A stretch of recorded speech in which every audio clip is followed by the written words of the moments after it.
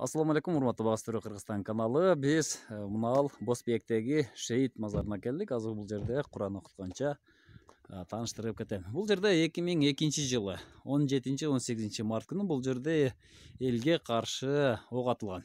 Ошол жерде мынакей биздин бир туугандардан 6 адам бул жерде курман болгон экен.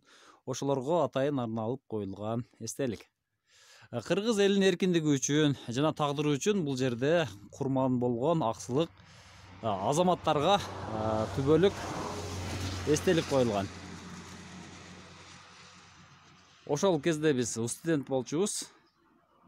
Ушул жерде ушундай окуя болгондо биз студенттик курак элек. Азыр бул жерде Куран окутканча туугандар, кыргыз үчүн эркиндик бул биз үчүн өтө чоң мааниге ээ нерсе. Биз үчүн эң кымбат нерсе бул биздин эркиндигибиз. Мына ушул эркиндигибиз биз үчүн эч качан чектелип калбашы керек.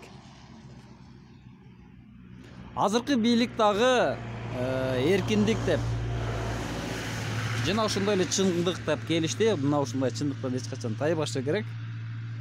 Мына ушундай тагдырлар кайра кайталанбашы керек. Биз ошолордон суралып кетет элек. Бизде мындай нерсе экинчи кайталанбашы керек. Бизде өнүгүү революциялык жол менен эмес, эволюциялык жол менен гана болушу керек.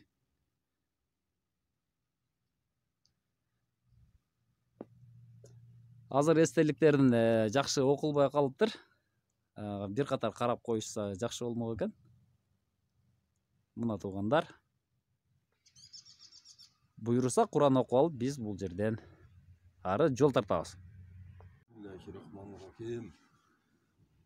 إذا جاء نصر الله والفتح ورأيت الناس يدخلون في دين الله أفواجا فسبح بحمد ربك واستغفره إنه كان توابا صدق الله العظيم سبحان ربك رب العزة عما يصفون وسلام على المرسلين الحمد لله رب العالمين ارحم ربنا تقبل منا إنك أنت السميع العليم وتب علينا يا مولانا إنك أنت التواب الرحيم اللهم تب على والدينا أستاذي وجميع المؤمنين اللهم قرآن جامع كتابنا Çıkat Peygamber Muhammed sallallahu aleyhi ve sellem. Cami-i Muhammed'in uşul yerde şehit ketkenlerden arabana ustadık çatkan